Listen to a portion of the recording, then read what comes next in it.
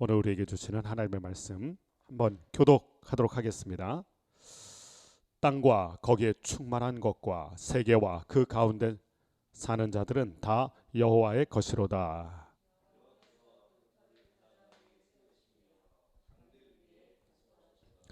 여호와의 산에 오를 자가 누구며 그의 거룩한 곳에 설 자가 누구인가?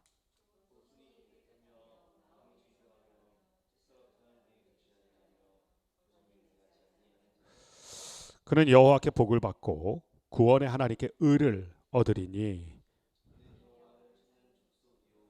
야곱의 하나님의 얼굴을 구하는 자로다. 문들아 너희 머리를 들지어다. 영원한 문들아 들릴지어다. 영광의 왕이 들어가시리로다. 영광의 왕이 누구시냐? 강하고 능한 여호와시요 전쟁에 능한 여호와시로다.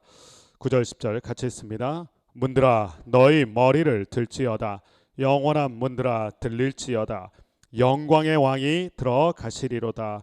영광의 왕이 누구시냐? 만군의 여호와께서 곧 영광의 왕이시로다. 아멘. 시는 누가 썼느냐가 중요하고 또 어떤 상황에서 썼느냐가 중요합니다. 이 다윗의 인생을 그래서 우리가 잘 아는 게 중요하고 그 인생의 굴곡에서 또한 그 인생의 행로에서 만났던 하나님의 은혜 또 그가 겪었던 희노애락 이것을 우리가 잘 추적해서 다윗의 시를 이렇게 보는 것이 중요한데 오늘 말씀은 어떤 배경에서 쓰여진 것이냐면 사무엘하 6장에 나오는 하나님의 언약궤 사건. 다윗이 궁에 거할 때 하나님을 생각하게 되죠. 그리고 예루살렘 성 내가 왕이 되어서 이스라엘을 다스리는 게 아니라 진정한 왕은 하나님이시다. 그 생각에 언약궤를 다윗성으로 모셔오는 장면. 사무엘하 6장에 나오잖아요. 그러면서 성대한 잔치와 함께 큰 예배를 준비하죠. 그러면서 언약궤를 맞이하는 장면, 기뻐 춤추며 뛰면서 제가 이 말씀을 가만히 어제 묵상하면서 정말 하나님은 절묘한 타이밍에 말씀을 주시는구나. 저희가 첫 예배를 시작하잖아요. 그리고 하나님의 다스리심을 선포하고 가족을 넘어 이제 공동체. 근데 어제 저한테 그 마음을 주시더라고요. 니네가 준비했다고 너희가 주인이 아니다. 내가 들어가야 된다. 영광의 왕이 오셔야 된다. 그래서 말씀을 어제 준비하면서 굉장히 마음이 평안하고 또 흥분도 되고 기대도 되고 복잡 미묘한 감정이지만 그러나 하나님을 생각하고 하나님께 영광을 올려드리는 그런 장면이 저 개인에게는 있었어요. 그래서 오늘 말씀이 참 저에게 뜻깊게 다가왔어요. 다윗이 어떤 마음과 태도로 하나님의 언약궤를 맞이하고 있는지 오늘 말씀을 보면 잘 나타나 있어요. 첫 번째는 하나님에 대한 고백이 나타나 있는데 1절 보면 이렇게 돼 있죠. 땅과 거기에 충만한 것과 세계와 그 가운데 사는 자들은 다 여호와의 것이로다. 지금 이스라엘은 누구 것입니까? 다윗 것이라고 생각하기 쉽잖아요. 근데 그렇게 얘기하지 않는다는 거예요. 다 여호와의 것이다. 이 땅에 존재하는 모든 것, 하나님이 누리게 하신 모든 것, 이 삼라만상이 다 여호와의 것이다.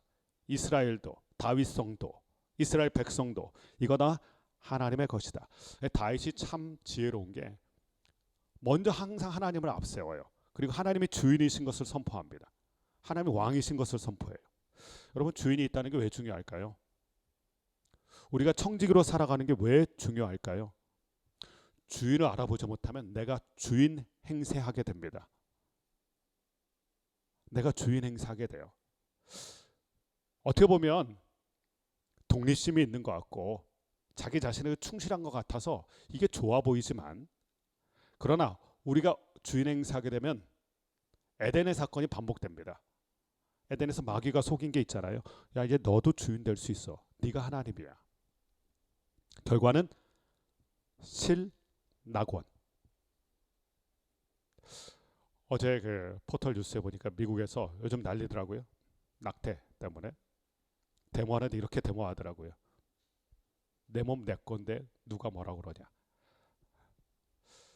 내 것이라고 주장하고 주인 행세하면 우리는 그 사람이 독립적으로 잘 선다 이렇게 생각하지만 사실은 내가 주인 행세하면 죄로 갈 수밖에 없는 게 우리예요.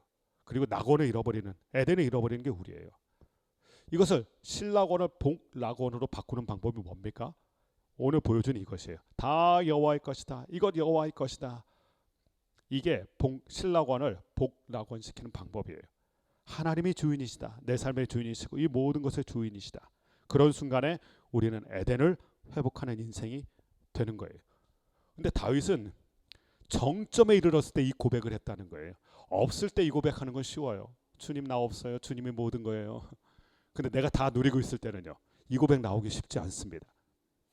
다윗이 지금 그 삶의 하이라이트 정점에 이르렀잖아요. 정말 왕이 된 순간이에요. 그리고 모든 사람들이 다윗을 향해서 있는데 다윗이 그 모든 걸 하나님께 돌려드립니다. 하나님이 주인이시고 하나님이 왕이시다. 안타까운 건 우리가 주인 행세하는 이 일이 우리에게서 너무 많이 반복된다는 거예요. 예수님도 이렇게 얘기하셨죠. 나귀도 주인 알아보고 외양간에 소도 주인 알아본다. 그런데 어떻게 너희는 주인이 있다는 걸 잃어버리느냐. 이 주인 행세하는 건 끝까지 조심해야 돼요. 다윗이 그러한 지혜가 있었던 거예요. 자, 그렇다면 주님을 왕 되심을 높여드리고 주인 되심을 높여드리는 이유가 뭡니까? 2절 말씀 보니까 다윗은 이런 고백을 해요. 그분이 창조주기 때문이다. 왜 그분이 주인이십니까? 그분이 만드셨기 때문에 그렇죠. 이 모든 것에는 보이지 않지만 레이블이 다 붙어 있어요. Made in heaven. 하나님이 다 지으신 거예요.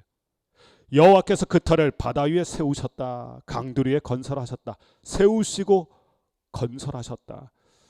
위대한 건축물을 보면 누구누구 작품이란 게 다 써 있습니다. 하다못해 한강대교를 가봐도요. 언제 누가 어떤 건설회사가 지었는지 다 나와 있어요. 세우고 건설한 사람이 주인이에요. 다윗은 얘기해요. 그분이 우리의 인생의 주인이신 까닭은 그분이 2절 말씀에 본 것처럼 그분이 다 지으셨기 때문이다. 성경 말씀 중에 이런 표현이 있어요. 지으신 것이 그가 없이는 하나도 된 것이 없느니라. 하나도 그의 손길이 닿지 않은 곳이 없다. 다 그분의 작품이에요. 그러니 그분이 주인이죠. 우리 인생의 주인이시고 이 모든 것의 주인. 그러니까 그분을 인정하라. 이것인데 2절 말씀에서 제 마음에 들어왔던 단어는 바다와 강이라는 단어입니다. 이걸 보면 좀 이상해요. 바다 위에 세우시고 강들 위에 건설하신다? 이게 말이 안 되잖아요. 바다 위에 어떻게 세웁니까? 강 위에 어떻게 건설합니까? 보통 세우고 건설하는 건 터를 단단하게 다집니다. 집을 지을 때도 터 닫기를 하잖아요. 그리고 단단한 반석 위에 세웁니다. 그래야 세워지니까. 근데 하나님은 어떻게 하세요? 바다 위에 세우시고 강들 위에 세우세요. 이 불가능한 일인데. 다윗이 하나님을 찬양하는 이유예요.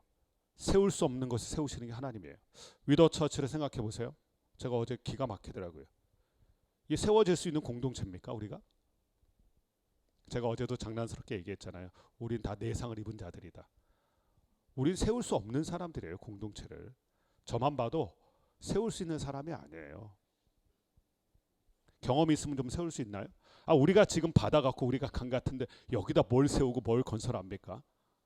못 세워요. 그런데 우리는 못 세워요. 그런데 하나님은 여호와께서는 바다 위에 세우시고 강들 위에 건설하신다. 이게 저한테 큰 위로가 됐어요.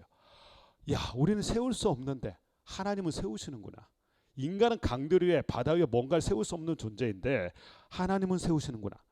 특별히 이 유대인, 이 당시의 고대 근동의 바다와 강은 무엇을 뜻하냐면 혼돈과 무질서를 상징해요.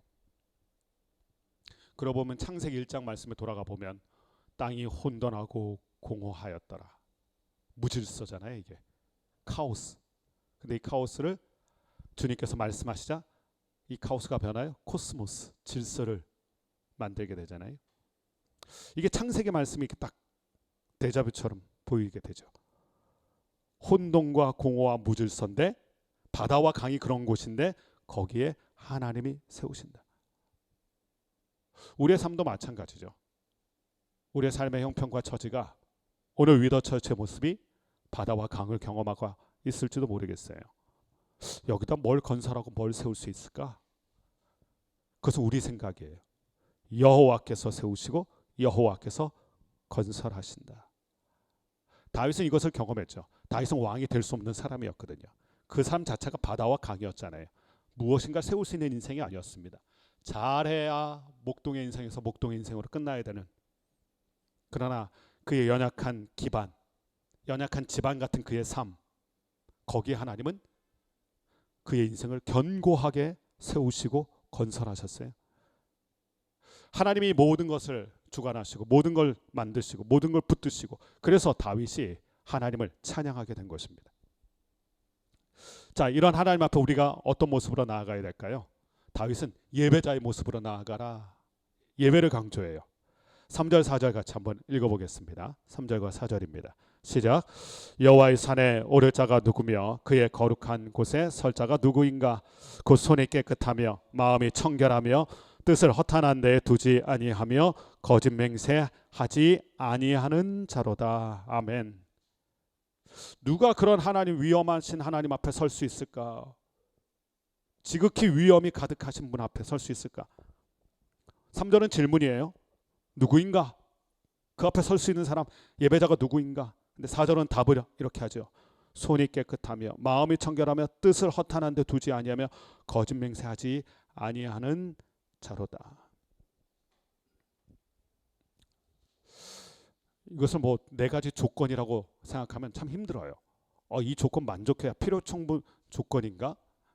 이거에 만족해야지만 하나님 앞에 설 수 있는가 생각하기 쉽지만, 이것을 하나로 묶어보면 오롯이 하나님을 바라보는 마음, 하나님을 기대하는 사람이라고 얘기할 수 있어요. 6절 말씀 보면 야곱의 하나님이라는 표현이 나오잖아요. 야곱이 어떻게 하나님 앞에 섭니까? 야곱이 손이 깨끗했습니까? 마음이 청결합니까? 뜻을 오롯이 하나님 앞에 두었습니까?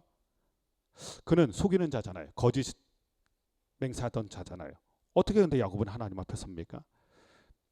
우리가 정결이라는 단어를 생각할 때, 지난번에 마가복음 설교에서도 제가 얘기했던 것 같아요. 정결은 마음과 삶의 태도에 관한 거예요. 정말 순백색의 깨끗한, 점 하나 없고 흠 하나 없는 인생으로 우리가 들어지는 게 아니라, 그것을 타는 게 아니라 오롯이 하나님 앞에 마음을 두고 그분의 도우심을 간구하는 마음, 그것이 필요한데, 그 자세가 바로 오늘 예배자의 마음과 태도다, 이것을 이야기해 주는 것입니다. 사실 산에 오를 자가 없고요, 거룩한 곳에 설 자가 없어요. 우리가 시내 산에 강림하셨던 하나님의 모습을 알잖아요. 못 올라오게 하셨어요, 하나님이. 왜냐면 올라오면 다 죽거든요. 인간의 조건으로는 다 죽어요. 올라갈 수가 없어요. 근데 4절 말씀은, 그러니까 하나님을 기대하는 마음, 하나님께 마음을 둔 그 사람, 그리고 깨끗해서 우리가 하나님 앞에 나아가는 게 아니라 주님 앞에 나아가서 깨끗해지기 때문에 하나님 앞에 나아가는 거예요. 착각하면 안 돼요. 그러니까 우리가 있는 모습 그대로 오시오라는 찬양 가사처럼 주님 앞에 그 마음을 드리고 주님 앞에 그 정성을 드리는 그 태도, 그것이 하나님 앞에 합당하다, 이 말씀을 해 주시는 거죠. 또 하나 기억해야 될 게 있어요. 이 말씀을 기억하면서 우리가 하나님을 가까이 할 수 있다고 해서 하나님을 가볍게 대해서는 안 돼요. 할아버지가 손자를 아무리 기워해 준다고 해도 그 할아버지의 수염을 잡으면 안 돼요. 그런 것처럼 우리가 가까이 할 수 있는 하나님이기 때문에 우리가 하나님을 간혹 가볍게 대할 때가 있어요. 예배도 마찬가지예요. 주님 앞에 나올 때 우리의 태도도 마찬가지예요. 우리가 자유함은 있어야 돼요.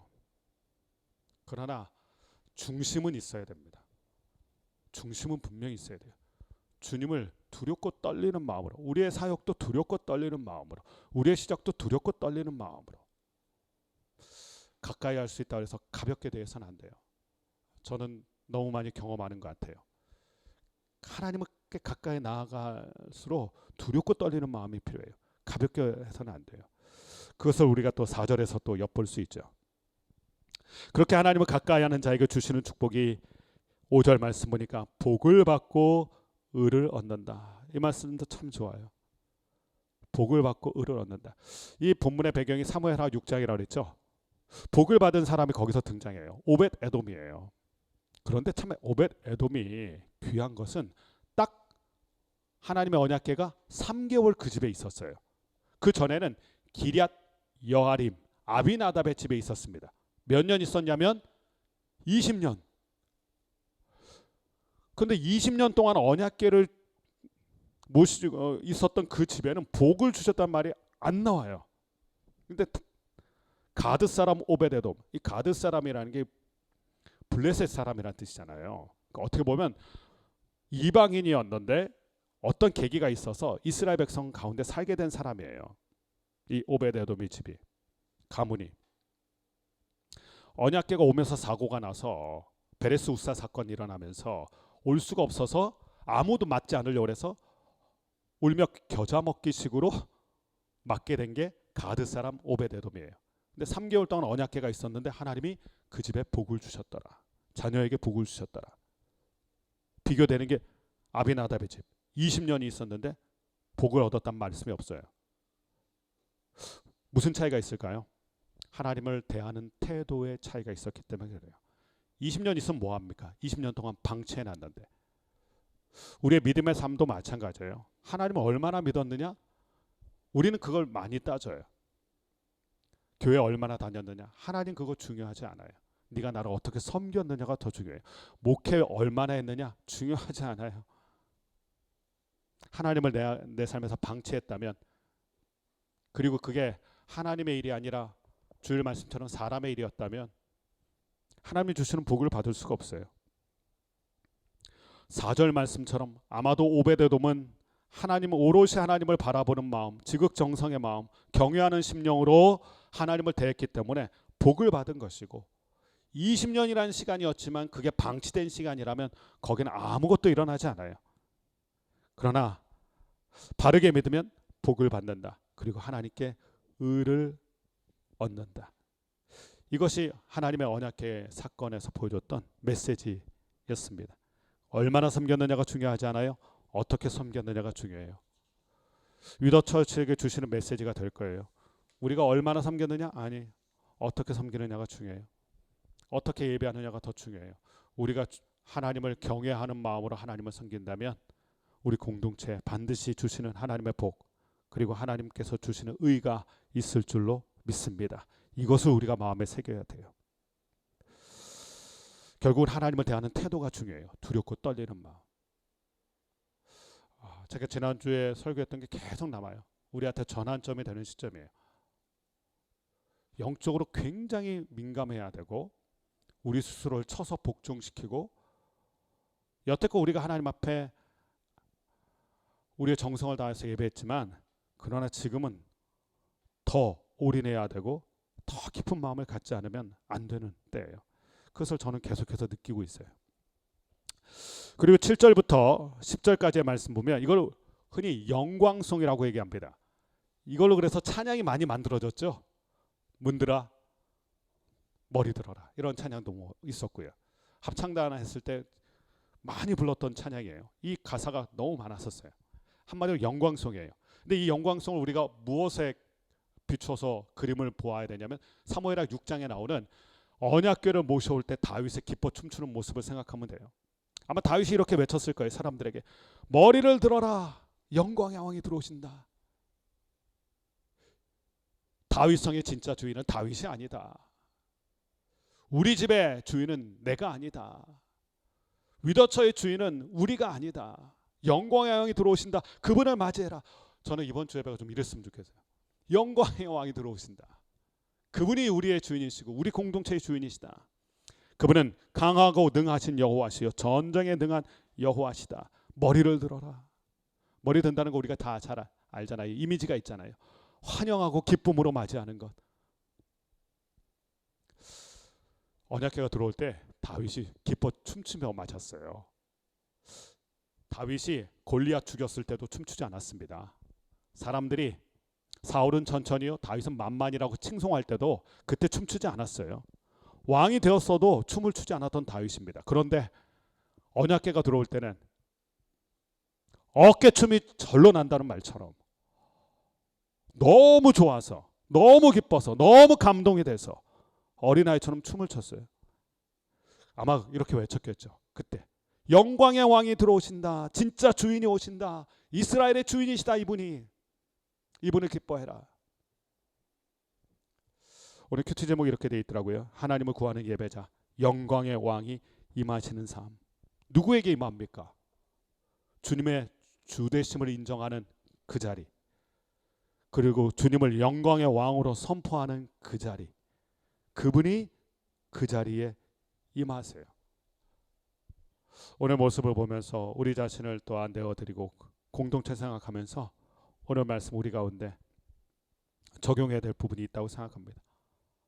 우리가 주님을 주인으로 인정해야 돼요. 공동체의 주인이고 우리 삶의 주인이시고, 그리고 그분은 혼돈과 무질서에서, 바다에서, 강에서 세우시고 건설하시는 분이에요. 저와 여러분의 형편, 위더처의 형편이 바다와 강같이 혼돈과 무질서라 할지라도 주님은 여호와시기 때문에, 그분은 여호와시기 때문에 그 가운데도 세우실 수 있는 분이에요. 삶이 무너진 사람이 있어요. 감정이 무너진 사람이 있어요. 관계가 무너진 사람이 있어요. 괜찮아요. 우리가 세우지 못해도 하나님이 세워주시기 때문에 괜찮아요. 그분은 그렇게 세우실 분이고, 그분은 그래서 주인으로 합당하신 분이고, 그분은 영광의 왕이 되시는 것입니다. 우리가 그분에게 집중하면 돼요. 사람과 상황이 아니라 그 모든 것을 주관하시는 하나님께 집중하는 것. 에스더 말씀 통해서 계속 주셨잖아요. 주관하시는 그분을 바라보고 집중하는 것. 그게 예배자고요. 그 예배자에게 하나님은 영광의 왕으로 임하실 것입니다. 오늘 이 모습처럼 우리 모두에게도, 주님을 인정하는 우리 모두에게도 영광의 왕으로 임하시는 주님의 은혜가 있게 되기를 간절히 축원합니다. 기도하겠습니다.